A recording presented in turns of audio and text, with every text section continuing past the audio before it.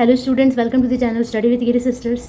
Okay, हमने exercise 10.2 start किया था, profit and loss, WB class 9th का, और हमने क्वेश्चन नंबर 1 कंप्लीट कर लिया था, 1 का 1 2 3। ठीक है, आज हम स्टार्ट करने वाले हैं क्वेश्चन नंबर 2 और उसके सारे पार्ट्स को यहाँ पे आज हम सॉल्व करेंगे। तो मेक श्योर आप बिना स्किप किए वीडियो को पूरा अंत तक देखें ताकि सारे सोल्यूशंस आपको समझ में आए, और चैनल को भी सब्सक्राइब कर लीजिए ताकि सारे नोटिफिकेशन आप तक पहुँचते रहें। तो चलो स्टार्ट करते हैं क्वेश्चन नंबर 2। ओके, किसी बाजार में पार्ट की बैग बेचते समय उत्पादनकर्ता, थोक विक्रेता और खुदरा व्यवसायी क्रमशः 15, 20 और 25% का लाभ करते हैं। यदि कोई एक बैग उत्पादनकर्ता, थोक विक्रेता और खुदरा व्यवसायी होते हुए क्रेता के पास पहुंचे तो निम्न प्रश्नों का उत्तर दें। जिस बैग में क्रेता 138 रुपीज़ में खरीदे तो उसका उत्पादन खर्च कितना होगा। जिस बैग पर खर्च अगर 140 रुपये का हो तो बैग को क्रेता ने कितने रुपये में खरीदेगा। और इस तरीके से सारे क्वेश्चन को हम करेंगे। सबसे पहले हम ये समझ लेते हैं कि यहाँ पे उत्पादनकर्ता, थोक विक्रेता और खुदरा व्यवसायी का जो रिलेशनशिप है वो क्या है। तो क्वेश्चन को हमने इस तरीके से समझ लिया। अब इसे मैथमेटिकल लैंग्वेज में समझते हैं। पहले क्या होता है, प्रोड्यूसर, होलसेलर और रिटेलर। मतलब कि जो प्रोड्यूस कर रहा है जिस सामान को, उसको प्रोड्यूसर कहते हैं। होलसेलर जो एक साथ बंच में उसे बेचता है उसको कहते हैं होलसेलर। और रिटेलर्स क्या करते हैं, होलसेलर से खरीदते हैं और उसको एक एक करके सामान को सिंगल पीस में वो बेचते हैं। वो डायरेक्टली बेचते हैं कस्टमर्स को। इसके बाद आ जाता है कस्टमर्स।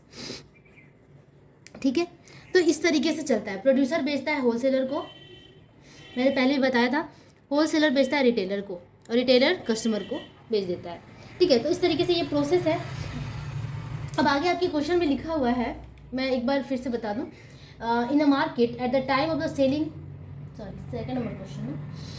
हाँ, jute bag, the producer, wholesaler and retailer make the profit 15%। ये 15% का प्रॉफिट रखता है। Wholesaler make the profit 20% and retailer make the profit 25% respectively. Now, if a bag reaches to the buyer through the producer, wholesaler and retailer, then let us find the answer of the following questions. Question number 1 is, let us calculate and write the production cost of a bag which is bought by a buyer rupees 138. Buyer के द्वारा, मतलब एक customer के द्वारा 138 rupees में एक क्या खरीदा गया है, एक बैग को खरीदा गया है, इतने रुपीज़ में खरीदा गया है।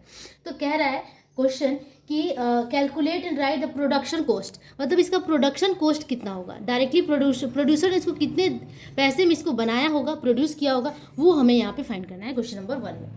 ठीक है, प्रोडक्शन कॉस्ट फाइंड करना है। ओके, देन हमारे पास क्या है, रिटेलर ने कस्टमर को बेचा है। ठीक है, बेचा है तो कस्टमर का जो कॉस्ट प्राइस है, कितने में खरीदा है कस्टमर, 138 रुपीज़ में। तो मैं लिखेंगे कि कॉस्ट प्राइस, क्योंकि इसने कस्टमर ने खरीदा है। कॉस्ट प्राइस ऑफ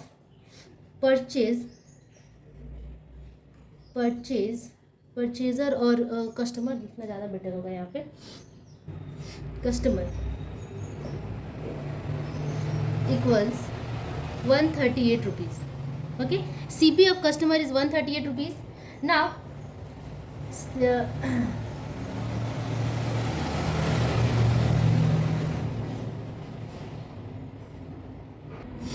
ये जो 138 में कस्टमर ने इससे खरीदा है तो इस रिटेलर ने क्या किया होगा, बेचा होगा। दैट मीन्स ये जो 138 रुपीज़ है वो इस रिटेलर का SP बन जाएगा। SP of retailer 138 rupees. Okay, SP of retailer हमें मिल गया, मतलब कि सेलिंग प्राइस ऑफ रिटेलर। हमें यहाँ पे कॉस्ट प्राइस ऑफ रिटेलर निकालना है। ठीक है, then CP of retailer, cost price of retailer equals, formula हमें पता है कॉस्ट प्राइस का क्या होता है, SP multiply 100 by 100 plus profit. Profit यहाँ 25% है तो लिख दिया हमने 25। ठीक है, अब 138 मल्टीप्लाई 100 बाई 125, इसे कैलकुलेट करते हैं। ठीक है, तो ये 25 से काटती हूँ मैं, 25 4 ज़ा 100 और 25 5 ज़ा 125, ऊपर मल्टीप्लाई करने पे आ जाएगा आपका 552 बाई 5 रुपीज़। ठीक है, तो CP ऑफ रिटेलर हमें मिल गया कितना, 552 बाई 5 रुपीज़। मैं यहाँ पे मेंशन कर दूँ कि CP of retailer 552 by 5 rupees. ठीक है, इसको थोड़ा और नीचे लिखना चाहिए था मुझे। ठीक है, अब इसका CP, cost price of retailer हमें मिल गया। और ये जो प्रोसेस है एक दूसरे से लेन देन का है, तो जब इसका कॉस्ट प्राइस इतना है तो इसने खरीदा था ना इतने में, इसका मतलब होलसेलर ने इसको बेचा था इतने ही रुपीज़ में। इसका मतलब होलसेलर का जो SP होगा, सेलिंग प्राइस होगा, वो इतना होगा। SP of wholesaler is 552 by ₹5।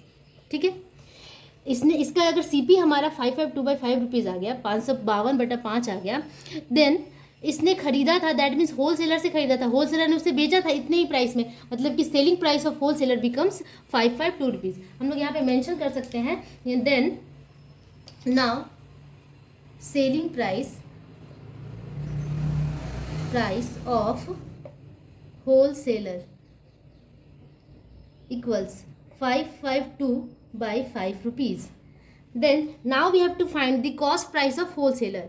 हमें अब कॉस्ट प्राइस ऑफ होलसेलर यहाँ पे फाइंड करना है। देन CP ऑफ होलसेलर, कितने में उसने खरीदा होगा, इसने कितने में खरीदा होगा प्रोड्यूसर से।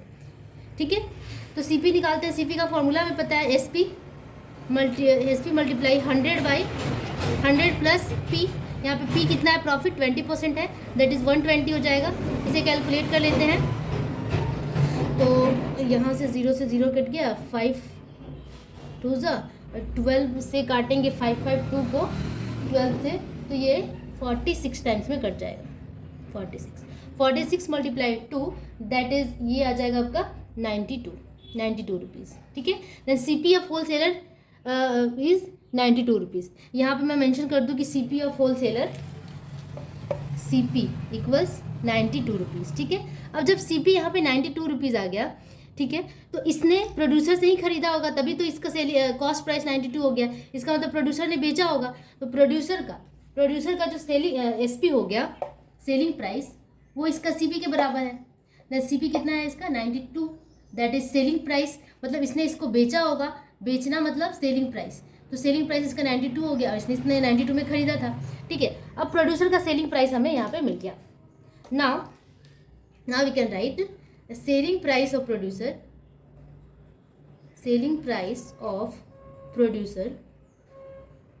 Equals 92 rupees. Selling price of producer 92 rupees हो गया। एक्चुअली हमें फाइंड क्या करना था क्वेश्चन नंबर 1 में, कि let us calculate and write the production cost of the bag. ठीक है, जिस बैग को कस्टमर के पास 138 रुपीज़ में मिलता है, उसका प्रोडक्शन कॉस्ट कितना होगा, इसका मतलब उसका CP क्या होगा, कॉस्ट प्राइस क्या होगा। बस हमें बहुत इजीली फाइंड कर सकते हैं, क्योंकि अब हमारे पास सेलिंग प्राइस है। Selling price of the bag, SP of bag equals 92 rupees, and also profit, P equals, profit पे P लिखती हूँ, P इक्वल्स 15%। प्रोड्यूसर का जो जितना वो फ़ायदे करके बेचता है, दैट में जितना वो प्रॉफिट में बेचता है 15% दिया हुआ है। Then we can easily find CP of the bag equals cost price, that means 92 multiply 100, formula के अकॉर्डिंग 100 प्लस 15, दैट इज़ 115। अब इसे कैलकुलेट कर लेंगे। इसको कैलकुलेट करने पे आ जाएगा आपका 80 रुपीज़। बहुत इजी कैलकुलेशन आप कर लेना। तो CP of the bag is 80 rupees, that means we can write the production cost of bag equals 80 rupees. ठीक है, तो इस तरीके से हमने क्वेश्चन नंबर 2 को कंप्लीट कर लिया है। सेकंड का क्वेश्चन नंबर 1। अब मूव करते हैं नेक्स्ट क्वेश्चन की तरफ। होप आप लोग ये समझ में आएगा। बहुत इजी प्रोसेस है, प्रोड्यूसर से होलसेलर एंड होलसेलर से रिटेलर, और इसको बनाने में बहुत ही मज़ा आता है। तो आप इसको ज़रूर 1-2 बार देखिए और इसको बनाते रहिए, प्रैक्टिस करते रहिए, ताकि आपका जो मैथ वो फाइन हो जाए। तो चलो नेक्स्ट क्वेश्चन करते हैं, question number 2। Okay, next question है क्वेश्चन नंबर 2। इसमें कह रहा है कि let us calculate and write the price of bag at which the buyer will buy when its production cost is 140 rupees. ठीक है, हिंदी में भी मैं बता दूं, जिस बैग का खर्च 140 रुपये है, उस बैग को क्रेता कितने में खरीदेगा। क्रेता का मतलब क्या है, 140 रुपये जिस बैग का खर्च है, मतलब कि यहाँ पे 140 रुपीज़ प्रोडक्शन कॉस्ट दे दिया है। ठीक है, प्रोडक्शन कॉस्ट मतलब कि CP दे दिया है 140 रुपीज़ प्रोड्यूसर के लिए। ठीक है, इतना रुपीज़। देन क्या रहा है क्वेश्चन में कि at which the buyer will buy when the production cost is calculate and write the price of the bag। मतलब कि बैग का एक्चुअल प्राइस कितना होगा कस्टमर के लिए प्राइस कितना होगा, जिसका प्रोडक्शन कॉस्ट मतलब जिसको बनाने में खर्चा 140 रुपये का हो जाता है। हिंदी वाले बच्चे ध्यान से सुने, जिसको बनाने में 140 रुपये का खर्चा हो जाता है, तो उसको कस्टमर को डायरेक्ट जो कि क्रेता है वो कितने में खरीदेगा उसको, ये हमें यहाँ पे फाइंड करना है। ठीक है, अब आप देखो कि 140 रुपया है और ये 15% का फ़ायदा लेता है, तो उसको इसमें इसको बेचा होगा, ठीक है। इसका दाम और यहाँ आके बढ़ जाएगा क्योंकि इसने अपने फ़ायदा को इसमें ऐड कर लिया। इसने अब ये क्या किया, इसने भी अपने जो प्रॉफिट को इसमें ऐड कर लिया होगा कि मैं एक्स्ट्रा इसको लगा के बेचूँ ताकि मुझे कुछ प्रॉफिट हो जाए। तो 200 रुपये मान लो हो गया, तो 220 रुपये में अब इसने इसको बेचा होगा 220 में। अब ये 25% का फिर से उसमें फ़ायदा जोड़ता है। लास्ट में आता है कस्टमर्स के पास, क्रेता के पास, जो कि सबका जो फ़ायदा है उसको जोड़ के काफ़ी वेटेज हो जाता है, जिससे सामान का दाम बढ़ जाता है, ठीक है। तो वो हम लोग होते हैं, नॉर्मल पीपल होते हैं, कस्टमर्स होते हैं जो उस सामान को खरीदते हैं। तो चलो अब फाइंड करते हैं कि जिस बैग का प्राइस 140 रुपीज़ है उसको कस्टमर कितने में खरीदेगा। बहुत इंटरेस्टिंग क्वेश्चन है। ओके, देन हम लिखेंगे यहाँ पे प्रोडक्शन कॉस्ट।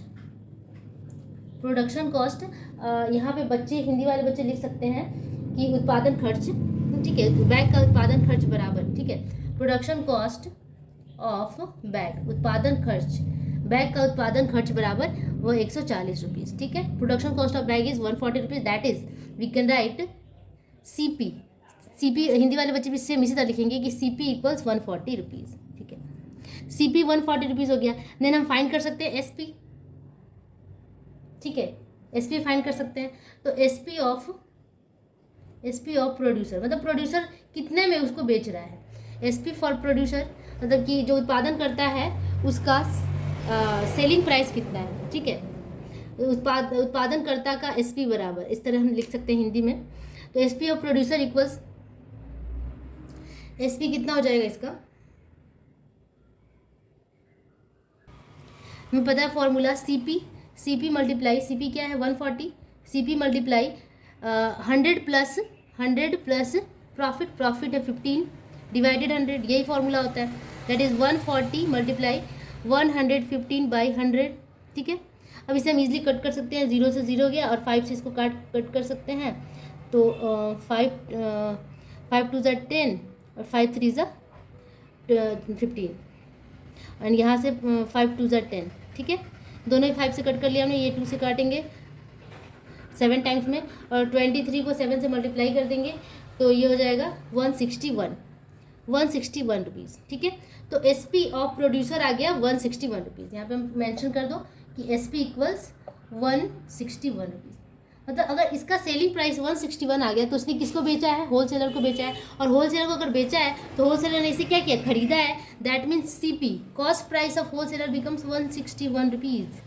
मतलब एक SP निकाल देने से हम होलसेलर का CP भी यहाँ पे निकाल सकते हैं। तो होलसेलर का CP अब यहाँ पे लिख सकते हैं। हिंदी वाले बच्चे होलसेलर को लिखेंगे थोक विक्रेता का क्रय मूल्य बराबर इतना, ठीक है। तो CP ऑफ होलसेलर, ठीक है, CP ऑफ होलसेलर इसको 161 रुपीज़, इतना CP आ गया। अब इसका भी हम यहाँ पे सेलिंग प्राइस निकालेंगे तभी इसकी CP के पास हम पहुँचेंगे, ठीक है। तो इसका भी सेलिंग प्राइस निकालेंगे। Selling price of wholesaler, Hindi वाले बच्चे लिखेंगे कि विक्रय, होलसेलर मतलब होता है आपका थोक विक्रेता का सेलिंग प्राइस, ठीक है। सेलिंग प्राइस मतलब SP भी लिख दोगे तो भी चलेगा, ठीक है, विक्रय मूल्य। तो SP का फॉर्मूला हमें पता है। और होलसेलर का जो P है, होलसेलर का जो प्रॉफिट है वो कितना है, P इक्वल्स 20%, ठीक है। अब हमारे पास यहाँ पे SP है, CP है एंड P है, तो हम SP निकाल सकते हैं। CP multiply 161 multiply 100 plus 120 that is 120 divided 100, ठीक है। अब इसको काट छाट के आप 0 से 0 काट लो और ये थोड़ा पॉइंट में आएगा, क्या डिवाइडेड में आएगा, हाँ, ये आपका आ जाता है 966 बाई 5, ठीक है। ठीक है, इसको आप कैलकुलेट कर लो। अगर 2 से इसको काट देते हैं तो यहाँ पे 5 हो गया, यहाँ पे 6 हो गया, फिर 6 से इसको मल्टीप्लाई कर दें 6 और ये 9, ठीक है। तो 966 बाई 5 रुपीज़। तो SP ऑफ होलसेलर इतना आ गया। That is we can write, ठीक है, यहाँ पे भी रहने दो। यहाँ पे मैं दिखा देती हूँ कि selling price of wholesaler SP equals कितना आ गया, 966 बाई 5 रुपीज़, ठीक है। अब ये रिटेलर को बेचता है, रिटेलर इसे खरीदता है, तो जो इसका बेचने का प्राइस होगा इसका खरीदने का प्राइस हो जाता है, दैट इज कॉस्ट प्राइस। तो cost price of retailer becomes 166 by 5 rupees. यहाँ लिखेंगे कि now cost price CP of retailer retailer, retailer को हिंदी में कहते हैं खुदरा व्यापारी। खुदरा व्यापारी का क्रय मूल्य बराबर 966 बाई 5 रुपीज़। ठीक है, अब यहाँ सी पी हमें मिल गया, इसका तुरंत हम एस पी निकालेंगे क्योंकि हमारे पास पी भी अवेलेबल है, 25% का फ़ायदा हो रहा है।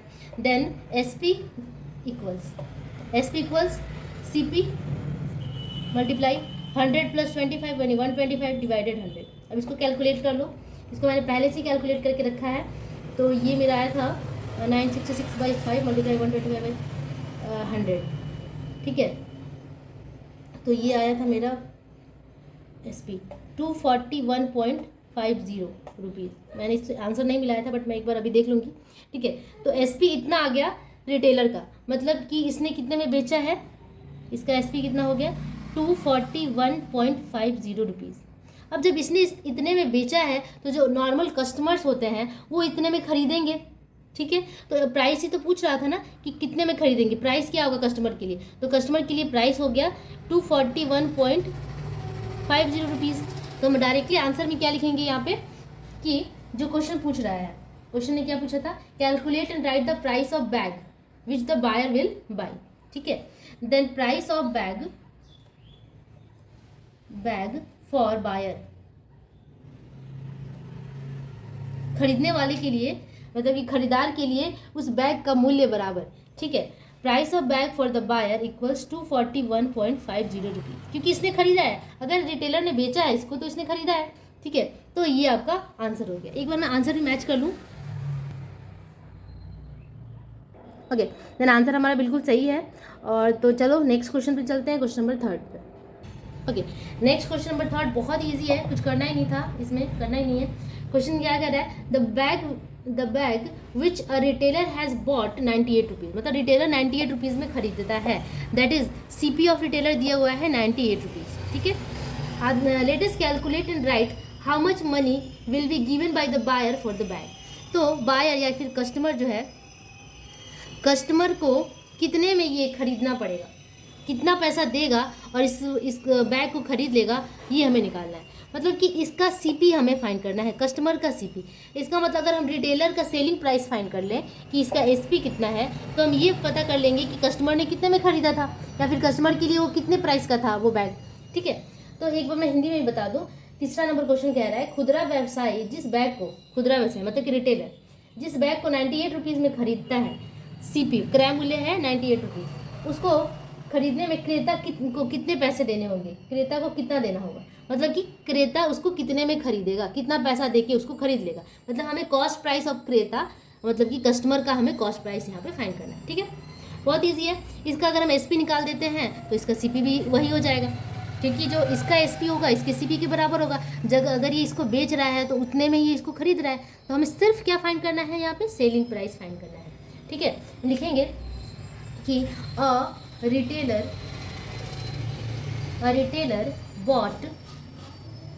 bought a bag for rupees 98। Retailer ने बैग को 98 रुपीज़ में ख़रीदा था। ठीक है, हिंदी में लिखेंगे स्टूडेंट्स कि जो खुदरा व्यवसायी ने बैग को 98 रुपये में ख़रीदा था। ठीक है, that is C P equals 98 rupees and we have P equals 25 rupees. Then we can easily find SP equals CP multiply 100 plus 125 divided 100, 125 by 100, इसको 5 से कट कर लेंगे, 5 4 जा एंड 5 5 जा, 5 से इसको 4 से इसको कट करते हैं, 4 2 जा 8, नहीं ये 2 से कट होगा, 2 2 जा 4 और यहाँ पे 2 4 जा 8 और 2 9 जा, मतलब कि 49 by 2 आ रहा है। ठीक है, यानी कि इसको मल्टीप्लाई करने पे आ जाएगा आपका 245 by 2। इसको डिवाइड कर लेते हैं तो 122.50 रुपीज़। ठीक है, तो कितना आ गया, एसपी आ गया 122.50 रुपीज़।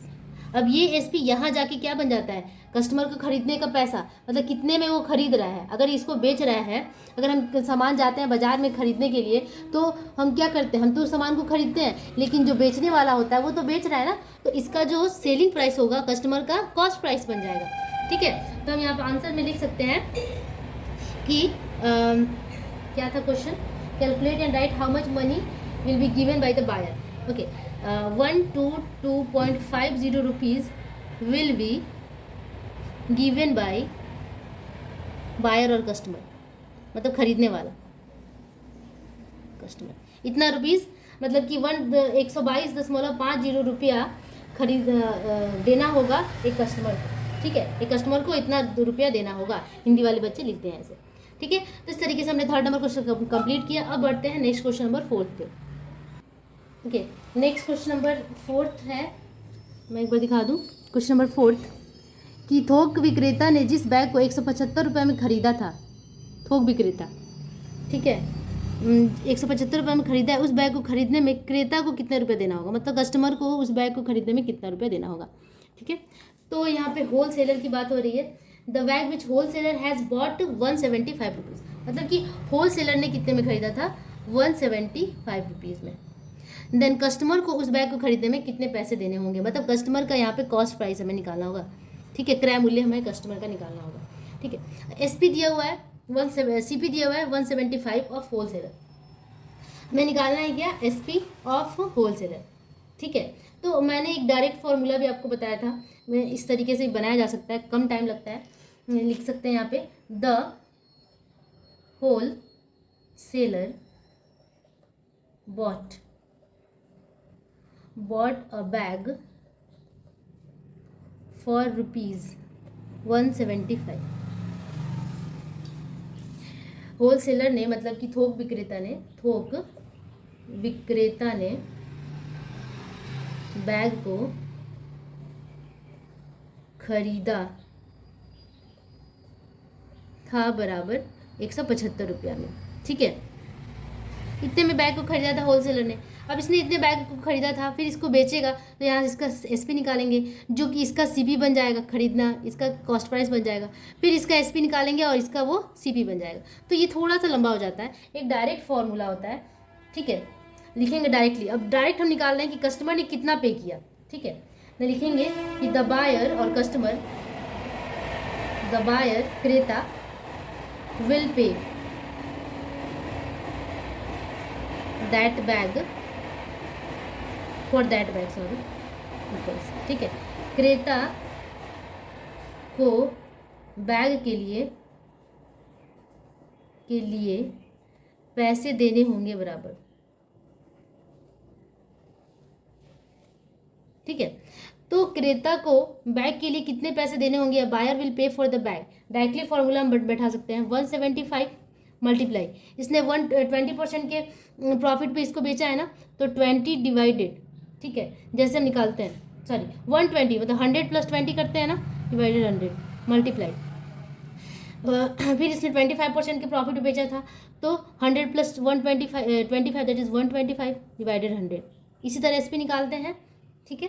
बस यही हमें कर देना है, एक बार यहाँ जाना है इसके लिए एसपी और एक बार यहाँ जाना है, तो इसको डायरेक्ट हम इस फॉर्मूले से पुट कर सकते हैं, ठीक है। जो प्राइस है उसको मल्टीप्लाई कर दें सीपी को, CP multiply 100 plus profit divided 100 multiply 100 plus retailer का 25/100, मतलब कि इस तरीके से हम डायरेक्टली इसको कैलकुलेट कर सकते हैं, ठीक है। तो इसको कैलकुलेट करें, 25, ये 5 ज़ा, ये 4 ज़ा, और ये 0 से 0 गया, 4 3 ज़ा 12, और यहाँ से हम 5 से कट कर सकते हैं, 5 2 ज़ा 10, ठीक है। ऊपर मल्टीप्लाई 175 मल्टीप्लाई 3/2, यही आया, तो 175 मल्टीप्लाई 3 ये गया 525/2। इसको अगर मैं पॉइंट में इसको कन्वर्ट करूँ तो आ जाएगा 262.50 रुपीज़, ठीक है। मतलब कि बायर को इतना रुपया देना होगा उस सामान को खरीदने के लिए जो होल सेलर 175 में खरीदा था, ठीक है। तो बायर तक आते आते उस सामान का दाम हो जाता है इतना रुपया, ठीक है। तो इस तरीके से हमने क्वेश्चन नंबर 4 भी बना लिया। अब आगे बढ़ते हैं 5th number question. Okay then अब करते हैं क्वेश्चन नंबर 5th, इसी का सेकंड का। क्रेता जिस बैग को 276 रुपीज़ में खरीदता है, मतलब कि कस्टमर या फिर बायर जिस बैग को 276 रुपये में खरीदता है, उसी बैग को सीधे थोक विक्रेता से खरीदने पर उसे कितना बचत हो सकता है। मतलब कि यहाँ पे क्वेश्चन साफ साफ कह रहा है कि ये जो बायर है वो अगर 276 में खरीदता है, 276 में अगर कोई बैग खरीदता है इतने प्रोसेस के बाद, मतलब कि होल सेलर से रिटेलर, रिटेलर से बायर, वो डायरेक्ट होल सेलर से अगर खरीदे तो उसको कितना बचत हो सकता है, कितना वो पैसा मनी बचा सकता है, ये हमें फाइंड करना है। ठीक है, क्वेश्चन नंबर 5। ओके, अब बायर ने कितने में खरीदा था? 276 में एक बैग खरीदा। ठीक है, तो हम यहाँ पे लिखेंगे कि buyer buys a bag, buyer buys a bag कितने में खरीदा? 276 रुपीज़ में। ठीक है, हिंदी में लिख देंगे कि क्रेता ने बैग को 276 रुपये में खरीदा। ओके, इतने रुपये में खरीदा है, तो इसने क्या खरीदा? इससे खरीदा, रिटेलर से खरीदा। ठीक है, रिटेलर मतलब कि हिंदी में कहते हैं उसको थोक विक्रेता, और हिंदी में कहते हैं उसको खुदरा व्यवसायी। खुदरा व्यवसायी से इसने 276 रुपये में खरीदा, मतलब इसने बेचा था, इसका मतलब इसका जो एसपी हो गया वो कितना हो गया? 276 रुपीज़। तो इसका सेलिंग प्राइस इतना हो गया। ठीक है, then the selling price of retailer equals 276 rupees. ठीक है, and also we have percentage P equals 25%। ना can we find the value of CP, that is cost price, मतलब कि कितने में रिटेलर ने होलसेलर से खरीदा था, ये हम यहाँ पे फाइंड कर सकते हैं। तो यहाँ पे हम CP निकाल सकते हैं। तो CP इक्वल्स क्या हो जाता है? CP इक्वल्स हमें पता है फॉर्मूला के अकॉर्डिंग SP यानी कि 276 multiply 100 divided 100 plus P, that is 125। Okay, अब यहाँ पे कट लगा देते हैं। 25 5 ज़ा 25 4 ज़ा, इसको काटते हैं तो 276 में 4 से गुना करेंगे, मल्टीप्लाई 4 डिवाइडेड 5। ठीक है, तो ये हो गया 1104/5 रुपीज़। इतना रुपीज़ हो जाता है ये। ठीक है, CP दैट इज, इसको पॉइंट में चेंज कर देते हैं हम लोग, 0.8 रुपीज़। ठीक है, तो CP ऑफ किसका आ गया? CP ऑफ रिटेलर का CP आ गया कितना? 220 रुपये 80 पैसे, इतना मान लेते हैं। ठीक है, अब इसका CP आया कॉस्ट प्राइस, मतलब खरीदा, इसने कितने में खरीदा था? 220 रुपये में खरीदा था, लेकिन किससे खरीदा था? होलसेलर से खरीदा था। तो होलसेलर का ने बेचा होगा इतने दाम में, यानी कि SP of wholesaler becomes 220.8 rupees. ठीक है, देन SP ऑफ थोक विक्रेता ऑफ होलसेलर इक्वल्स 220.8 रुपीज़। ठीक है, इतना SP ऑफ होलसेलर आ गया। अब आगे देखते हैं कि क्वेश्चन में कहा है कि अगर ये जो खरीदार था, बायर था, वो डायरेक्टली होलसेलर से खरीदता, तो होलसेलर ने कितने में बेच रहा है? इतने में बेच रहा है, तो बायर इतने में ही इसको खरीद लेता, इसको इतना खर्चा नहीं पड़ता, तो इसको कितना बचत हो जाता? अभी वो 276 रुपये उस बैग के लिए देता है, लेकिन यहाँ पे 220 रुपया 80 पैसा ही देना पड़ता है, मतलब वो कितना बचत कर रहा है इसमें। तो उस बचत को हम निकाल सकते हैं। यहाँ पे हम लिख सकते हैं कि the buyer will save money, save money equals, देखिए फिर से ध्यान दीजिएगा, SP मतलब कि सेलिंग प्राइस है, ये क्या कर रहा है? बेच रहा है होलसेलर रिटेलर को, लेकिन ये रिटेलर को ना बेचकर डायरेक्ट अगर बायर को बेचता तो क्या होता है? बायर को इतने में ही खरीदना पड़ता।